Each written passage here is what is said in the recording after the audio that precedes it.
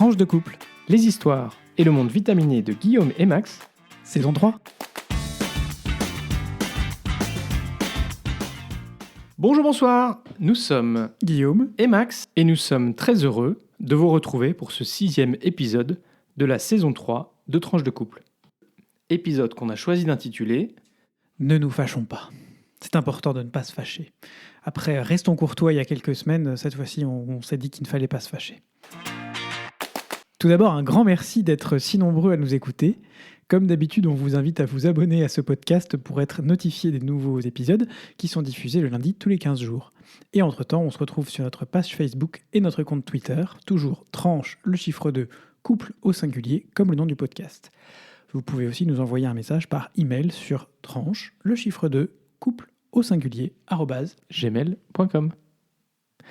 Et bien entendu, on vous sera très très reconnaissant si vous pouvez partager cet épisode à vos amis, à votre famille, à ceux qui vous pensez que ça pourrait intéresser. Ça nous permettra d'augmenter la diffusion de ce podcast. N'hésitez pas, vous pouvez retrouver sur Facebook ou sur Twitter ou sur YouTube des liens à partager. et d'accroître notre visibilité et les questions que vous nous poserez. Et on sera toujours ravis de recevoir aussi vos avis et vos commentaires Toujours. sur notre contenu. Très constructif. Et même si on ne répond pas immédiatement, c'est toujours pris en compte à plus ou moins long terme. Voilà. Alors, on commence, comme d'habitude, par la rubrique Actu. Et une fois n'est pas coutume, c'est Guillaume qui va commencer. Aujourd'hui, Guillaume, tu vas nous parler de la COP26. Absolument, Max. Je vais vous parler de la COP26, où les dirigeants du monde essaient de ne pas se fâcher sur des questions aussi sensibles que celles liées au changement climatique. Alors déjà, qu'est-ce que c'est que la COP ? C'est une conférence des parties, Conference of Parties, d'où son nom en anglais. Les parties étant les pays membres de la Convention cadre des Nations Unies sur les changements, je dis bien les changements climatiques. Organisées chaque année, elles sont, à quelques exceptions près, de simples conférences pour suivre l'évolution des changements climatiques, leur impact sur chacun des pays membres et pour faire le point sur les mesures prises par chacun des pays membres de la Conference of Parties. Oui, parce que forcément, si tu es une petite île en plein Pacifique, tu n'as juste pas exactement le même impact Tu fais que référence si à quelque chose en particulier, qu'un gros pays. Je te laisserai en parler. Tu fais peut-être référence à cette photo qui a circulé sur les réseaux sociaux, dont je suis navré, je n'ai pas encore vérifié l'authenticité, donc on va vous en parler sans avoir encore vérifié la source, mais on voit le Premier ministre du petit pays de Tuvalu, une toute petite île au milieu du Pacifique, qui a fait son speech pour la conférence. Tous les membres de la conférence font un speech les uns après les autres. Lui, il l'a fait depuis les Tuvalu, et surtout, il l'a fait les pieds dans l'eau, à un endroit qui, il n'y a pas si longtemps que ça était encore accessible hors de l'océan. Donc, pour montrer un peu, ça c'est une image un peu choc, un vrai impact. Et pour montrer qu'il y avait un vrai impact qui nous paraît très loin pour nous qui sommes dans des pays continentaux, mais qui, sur les pays insulaires, va arriver beaucoup plus vite que chez nous, sachant quand même que, je place ça comme ça, mais on parle de noyer des ports comme Anvers, Le Havre ou Rotterdam à moyen terme si les océans continuent de monter. Je dis ça, je dis rien, restons-en là. Bref. Mais alors, tu disais qu'il y avait des conférences annuelles, un petit peu classiques, et puis quelques conférences qui étaient un petit peu plus de haut niveau ? Tout à fait. Certaines d'entre elles ont pris une ampleur un peu plus importante pour diverses raisons. La plus importante, celle qu'on connaît, je pense à peu près plus ou moins tous dans notre imaginaire ou dans nos souvenirs, c'est celle de Paris en 2015, où les pays membres se sont engagés via le fameux accord de Paris à faire le nécessaire pour maintenir le réchauffement climatique en dessous, bien en dessous pour être précis, ce sont les mots exacts utilisés dans l'accord, des 2 degrés par rapport à l'ère pré-industrielle. L'idée est donc d'atteindre entre 2050 et 2100 la neutralité carbone planétaire, c'est-à-dire que l'activité humaine ne produise plus davantage de carbone que la planète ne peut en absorber naturellement, notamment via les arbres, les forêts. Il y a du boulot, quoi. Il y a un peu de boulot. On peut tous regarder individuellement ce qu'on fait, mais je crois qu'il y a un boulot global qui est encore plus important. Les rapports successifs du GIEC, dont on vous a parlé dans l'épisode 1 de la présente saison, affirment d'ailleurs que, selon les projections, il faut atteindre cette neutralité d'ici à 2050 pour envisager de rester en dessous des 1,5 degrés de réchauffement, et d'ici 2075 pour rester en dessous des 2 degrés. Ouais, on vous rappelle qu'entre 1,5 et 2 degrés de plus, les conséquences sont majeures. On en a parlé déjà dans cet épisode allez le réécouter, c'est extrêmement important. Tout à fait. Et donc cette année, nouvelle COP, la 26e du nom, repoussée d'1 an à cause de ce que vous savez, elle devrait être en principe un jalon de plus, surtout après le rapport alarmiste dont on vous a parlé à la fin de l'été.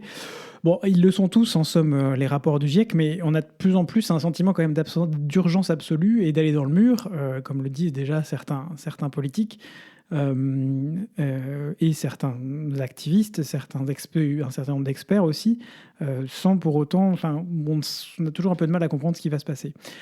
Alors, pour les pays membres, c'est important de faire le point sur ce qui a été fait et ce qui reste à faire. Parmi les mesures qui ont été retenues pour cette COP26, l'engagement notamment de 16 pays, dont l'Italie ou les États-Unis, à ne plus financer de projets hors de leurs frontières liés aux énergies fossiles. D'autres pays s'y sont déjà engagés il n'y a pas très longtemps, comme la Corée ou la Chine. Je dis bien hors de leurs frontières. Sur le charbon, la Chine, ou est-ce que c'était sur l'ensemble Non, sur les énergies fossiles. D'accord. Et par ailleurs, 19 pays, dont la Chine, effectivement, s'engagent à sortir du charbon, mais pour beaucoup, sans préciser de cible globale quant à la date de sortie effective. Oui, parce que si je me souviens bien, dans l'accord de Paris, il y avait des engagements qui ont été pris. Et l'idée, c'était que chaque pays doive rendre compte de la manière dont il a mis en place ses engagements. Et du coup, qu'on puisse faire le point. Notamment, il y avait une question de financement des économies du Sud, en fait, pour les aider. Leur donner plus de temps pour... Elles vont polluer. L'idée, c'est qu'elles polluent pendant plus longtemps parce que... Je schématise, parce que du coup, elles sont aussi dans une période de transition. Elles vont accélérer leur propre transition énergétique et se baser sur la vitesse des pays développés. Par contre, elles auront, entre guillemets, le droit de polluer un peu plus longtemps parce que, voilà, les pays industriels...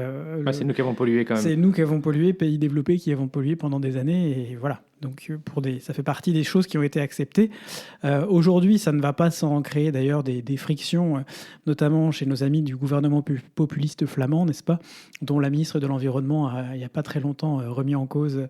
Je parle du ministre de l'Environnement qui, pour la petite histoire, a pris l'avion pour faire un petit séjour pendant la COP à Marabella, au bord de la mer en Espagne. Mais enfin bref, ceci est un détail. Logique. Elle disait donc qu'elle trouvait scandaleux que des pays comme la Bulgarie ou la Roumanie, qui ont un développement un peu moins en avance, disons, que les pays de l'ouest de l'Europe, soient autorisés à davantage polluer dans l'accord cadre qui existe au niveau de l'Union européenne.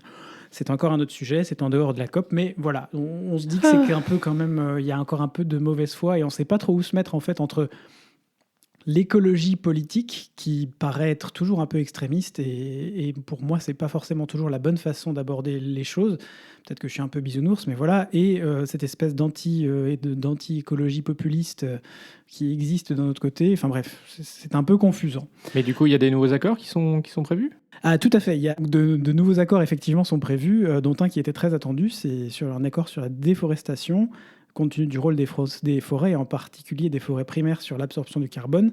Il est malheureusement repoussé sine die à 2030. On espère qu'il n'est effectivement que repoussé, mais bon, ça ne donne pas une très très bonne image.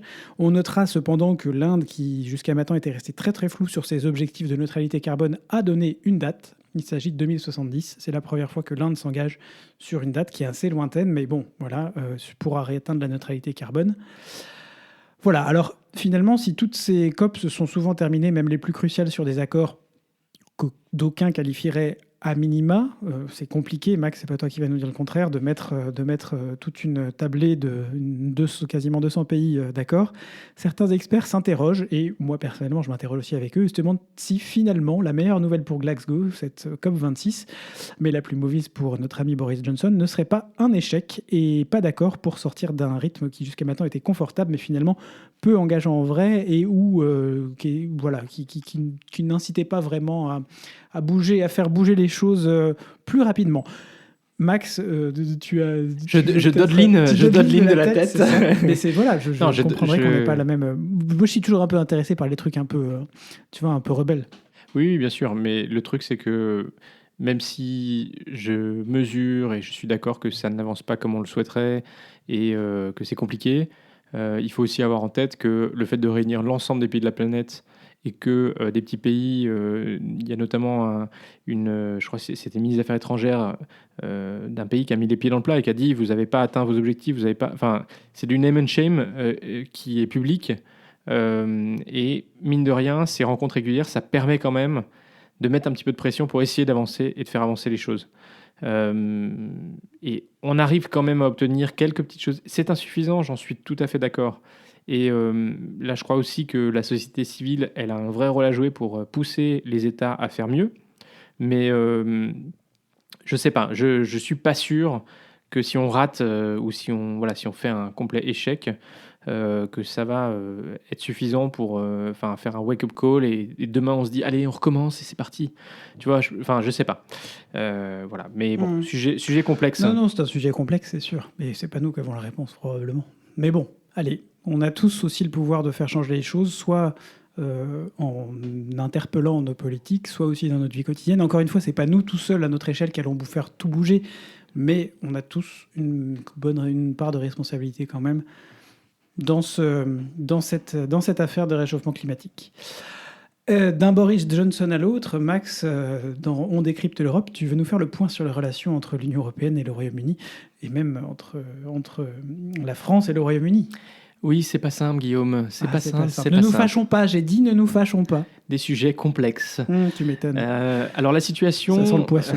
Elle reste compliquée sur deux fronts. Alors je vais d'abord aborder le premier, qui est celui de l'Irlande du Nord, avant de passer au deuxième, qui est effectivement celui de la pêche.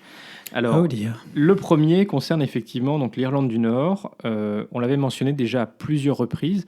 L'accord de retrait du Royaume-Uni de l'Union européenne comprenait un protocole relatif à l'Irlande du Nord.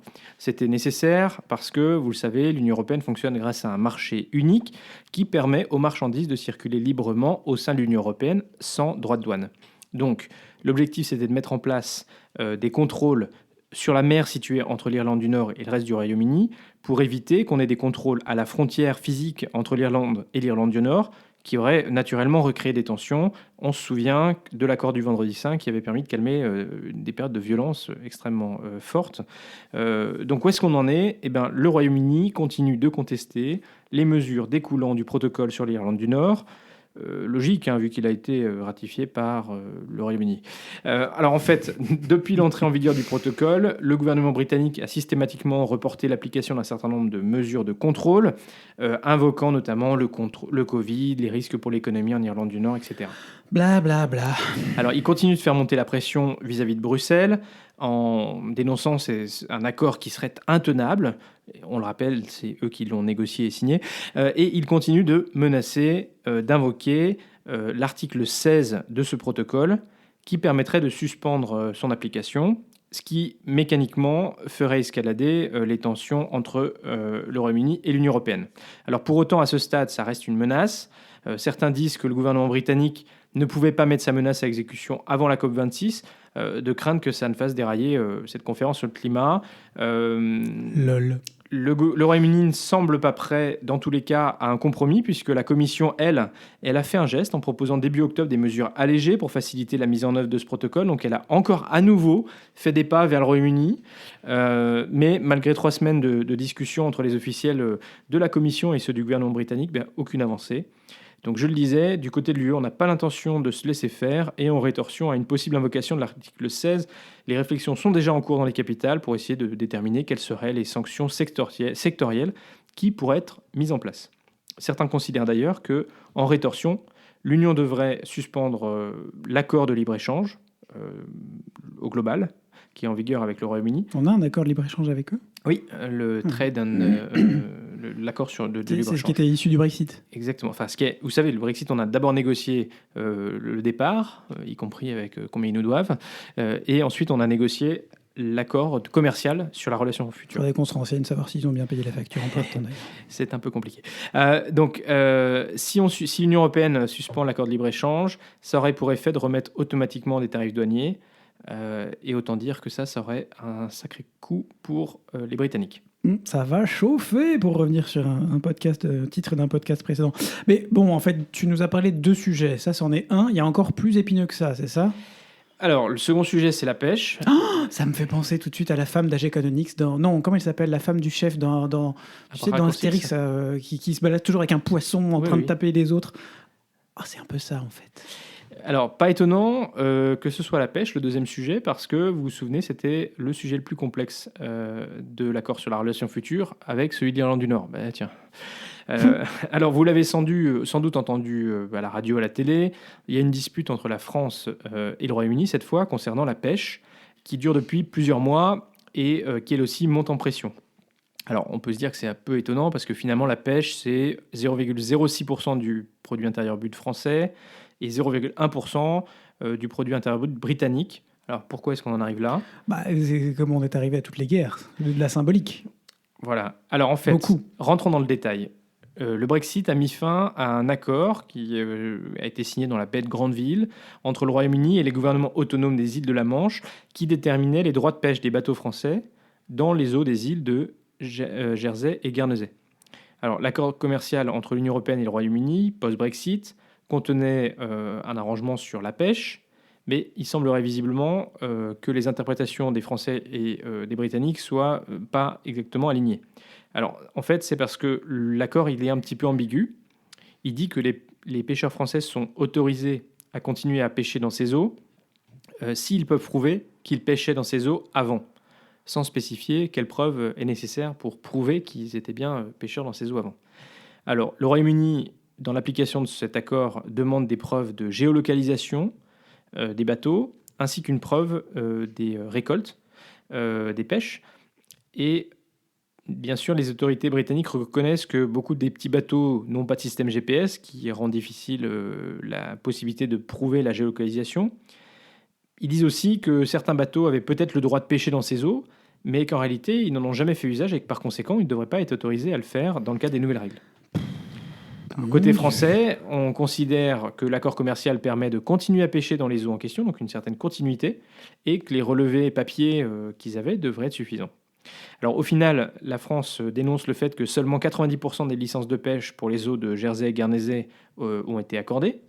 Alors ça veut dire que finalement, 55 bateaux sont en attente d'un permis et 49 ont un permis temporaire valable seulement jusqu'en janvier 2022. Alors ça ne fait pas beaucoup en nombre, mais vous le savez, il y a des familles qui dépendent de la pêche. Et donc si leurs bateaux ne peuvent pas aller pêcher, il y a des vrais soucis.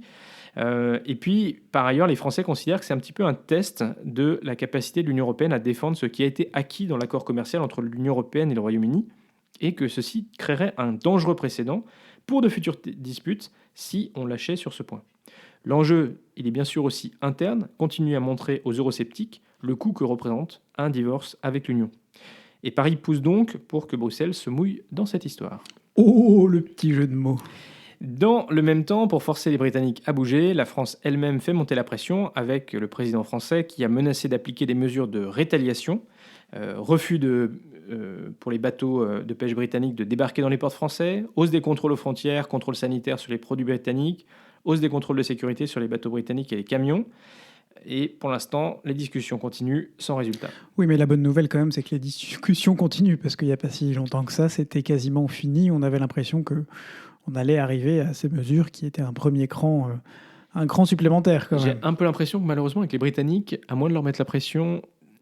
Non, j'ai pas dit que c'était mal. Je dis juste que, de fait, pour l'instant, il semblerait que les discussions continuent. Ce qui n'a pas été le cas pendant quelques jours où il n'y a pas eu de discussion. Mais enfin bref, sur l'Irlande du Nord comme sur la pêche, ce qui est étonnant quand même, c'est de voir que, il me semble, Lord Frost, c'est ça Lord Frost, avec un nom pareil aussi. C'est le même que celui qui a négocié les accords... Pardon, White What Oui, alors là, donc Guillaume était en train de lire la conclusion que je lui avais écrite, et effectivement, le négociateur actuel des accords, et donc enfin, celui qui dit qu'il n'est pas d'accord avec les accords, c'est celui qui les a négociés avec Barnier. Tout est clair. Sous le même gouvernement, par le même Premier ministre. Hein. Tout à fait. Voilà, c'est juste la métaphore filée de l'ensemble de ma... Mon Dieu, on n'est pas rendu. Allez, on passe au point belgitude, parce que je crois que l'heure tourne. Eh oui, tout à fait. Mais une fois n'est pas coutume, nous délocalisons notre point belgitude en France avec une situation ubuesque, toute digne d'un point belgitude de la plus belle facture. Si je te dis, Max, Vol me range les mines et Odin le tiche, tu me dis allez, hop, hop, hop, on se concentre. What? Allez, non, toujours pas, Max? Non? Perdu un peu là. Bon, à la limite, je peux pas t'en vouloir. C'est deux gares de train qui sont situées sur le territoire français, qui sont en Moselle, mais qui ont cette particularité de faire partie et d'être gérées par les CFL, chemins de fer luxembourgeois. What? Eh oui. Et pourquoi est-ce que les gares ont de l'importance alors que normalement elles ont... On s'en fiche un peu des gares, quoi. Ouais, on les connaît pas trop. Et comment se fait-il qu'elles se retrouvent au cœur de l'actualité? Eh bien, tout simplement parce qu'elles ont été les victimes collatérales d'un malentendu. Enfin, c'est ce que rapporte France Bleu, en tout cas, entre les chemins de fer luxembourgeois et EDF. EDF qui a donc coupé le courant. C'est ballot quand même pour une gare. Ah oui, ouais. Et surtout qu'en tant que simple client, les CFL sont de simples clients d'EDF. Il a fallu donc passer par le numéro du service client d'EDF pour essayer de résoudre la situation, quand ils se sont rendus compte qu'il y avait un souci sur le paiement des factures. Ah bah oui, mais... Mais sauf que ce numéro, il n'est pas joignable depuis un téléphone étranger. Logique. Logique. Et donc, UBS, qu'on vous dit. Et au final, c'est un employé français qui a appelé EDF avec son téléphone français pour régulariser la situation. On ne se lasse pas de ce genre de petites situations cocasses, n'est-ce pas? Vivement la prochaine. Exactement. Allez, on passe à la rubrique Vie de couple. Et on voulait d'abord vous partager une petite expérience lumineuse que nous avons vécue hier, puisque nous avons enfin, le dernier jour, été visiter la manifestation... Le Festival des Lumières de Bruxelles. Le Festival des Lumières Lyon de n'a Bruxelles. qu'à bien se tenir. Bruxelles a son Brussels. Festival des Lumières. Exactement. Donc en fait, il y a plusieurs endroits dans Bruxelles qui ont été illuminés, à la fois des jardins, des bâtiments et des parcs. Et c'était un parcours très sympathique. On vous mettra sur nos réseaux sociaux quelques images. J'ai même fait une vidéo du son et lumière sur le Palais Royal, qui était vraiment très très chouette. Et voilà, on voulait vous partager ça parce que on a fait ça à vélo, c'était bien aussi. Ça fait 6 ans qu'on habite à Bruxelles et c'est la première fois qu'on participait à ce festival. Enfin, ouais, voilà. Il y avait une douzaine d'endroits en fait différents où ils avaient fait des interventions lumineuses plus ou moins grosses. Et c'est un festival un peu spécial parce qu'il a été décalé lui aussi à cause de ce que vous savez, décidément. Et ils ont donc fait une édition spéciale, ils appellent ça une édition spéciale, ça avait de la gueule, hein, c'était sympa quand même. Puis il y avait un monde aussi, il y avait un monde assez fou, et j'ai lu cet après-midi qu'ils avaient eu 500 000 visiteurs juste pour ce festival sur les 7 jours que ça a duré.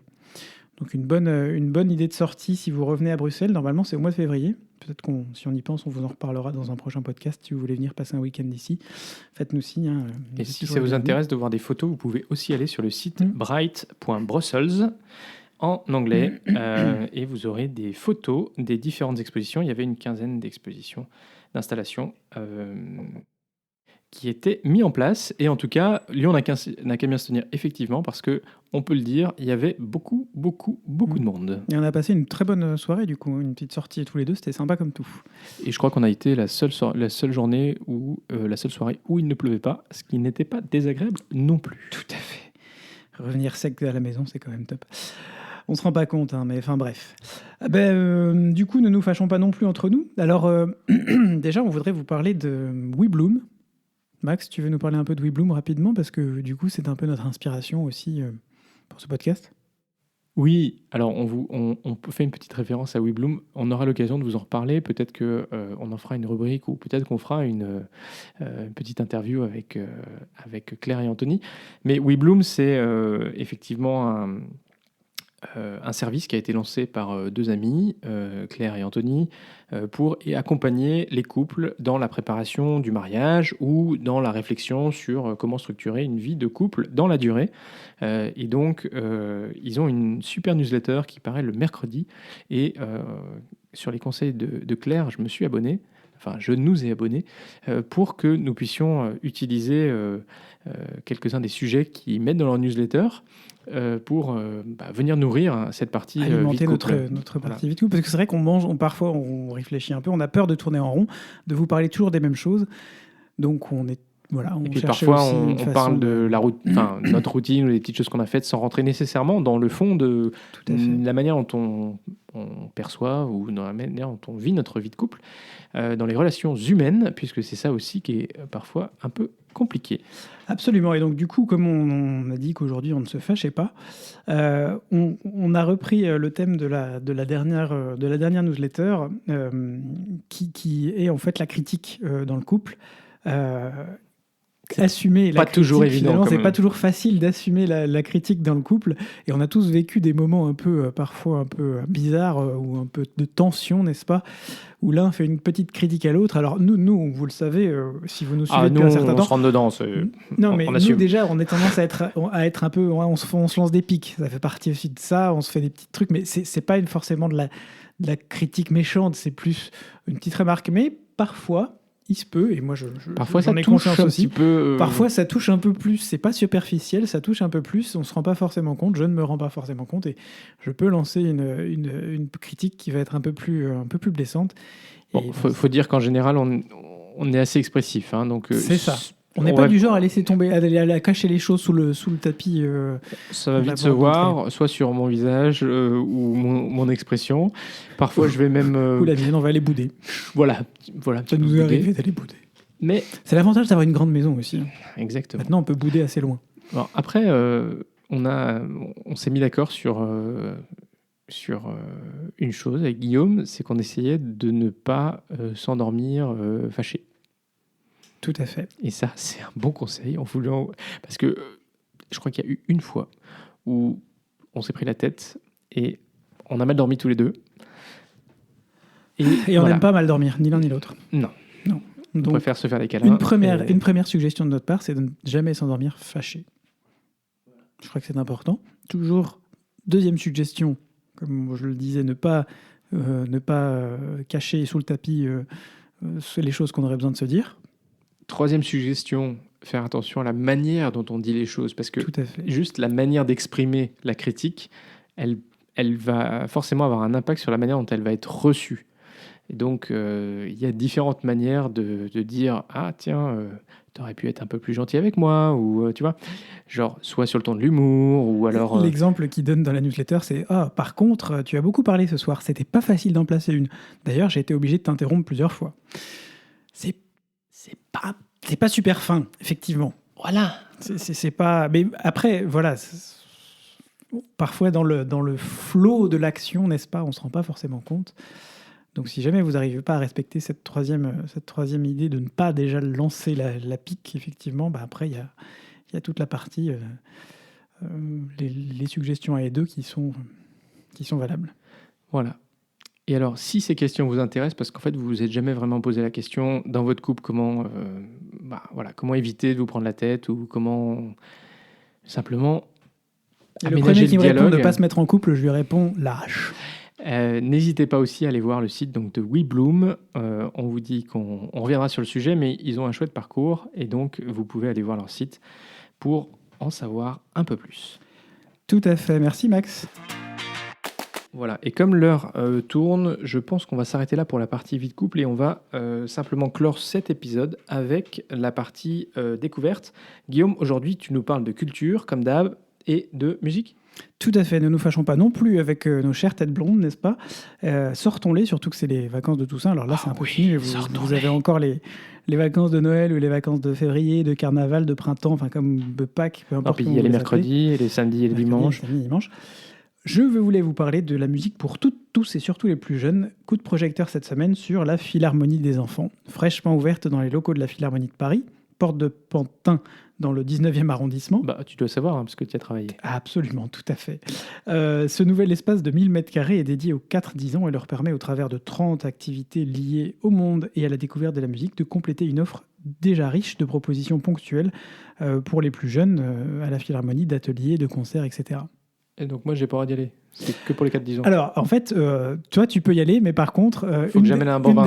Une des conditions pour pouvoir rentrer dans l'espace, c'est de venir avec un bon bain. Si vous imaginez qu'avec vos 20, 30, 40, 50 ans, vous allez pouvoir vous pointer comme une fleur et rentrer dans l'espace, non, il faut une caution, je vais emmener un schtroumpf je vais emmener mes filles, c'est pas un problème.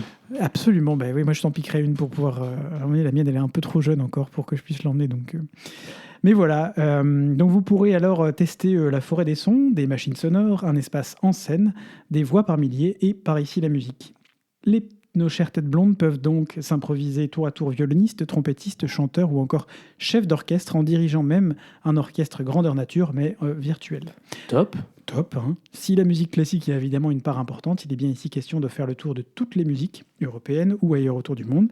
Et l'idée, c'est bien que les enfants puissent y vivre leur propre expérience sans intervention ou médiation d'un adulte en mode « c'est moi qui l'ai fait ». En fait, c'est un peu comme le principe de la Cité des Sciences, quoi. C'est ça, c'est la Cité des Sciences. C'est d'ailleurs de l'autre côté du canal Adapté de à l'Ourcq, la musique. adapté à la musique. Génial. Alors voilà une idée de balade pour vos enfants, neveux, nièces, petits-fils ou petites-filles, enfants d'amis ou toute autre version. Et comme je le disais, il vous faut effectivement d'ailleurs cette caution courte sur pattes pour pouvoir rentrer et profiter aussi de découvrir cet environnement et créer des vocations qui formeront les artistes de demain. Même si, faute de temps et d'enfants, on n'y est pas allé en vrai pour l'instant, on fera tout ce qu'il faut, nous, en tout cas, pour corriger ça au plus vite, parce que vraiment, les premières informations sont dithyrambiques et ça a vraiment l'air d'être un très chouette espace. Donc, courez-y si vous avez l'opportunité. Donc, si tu te pointes avec un bébé, ça ne marchera pas. 4-10 ans, on a dit. Ouais, merde. Après, Non, mais j'étais en train de penser à qui on pouvait... tu vois, non, je pensais, oublie. Non. Ouais, ok. Bon, merci Guillaume. Et c'est déjà la fin de cet épisode. On espère que cet épisode vous a plu. On a pris beaucoup de plaisir, nous, à le préparer. Exactement. C'était un peu ardu. On n'est pas sûr d'y arriver, mais en tout cas, on y est arrivé. On est dans les temps. Si ce podcast vous plaît, donc faites-le découvrir autour de vous. N'hésitez pas, comme on vous l'a dit, à nous mettre une note sur Apple Podcast, un like sur YouTube ou un pouce bleu sur Facebook.